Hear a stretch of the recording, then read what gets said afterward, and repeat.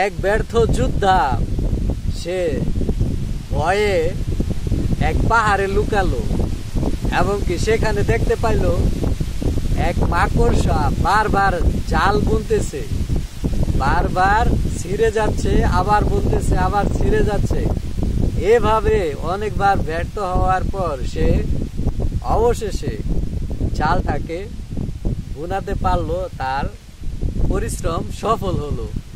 সেই ব্যর্থ যোদ্ধা সেখান থেকে মনে মনে একটা প্রতিজ্ঞা করলো, আমাকে জিততেই হবে, আমি অনেকবার হেরেছি, এইবার আমাকে জিততেই হবে।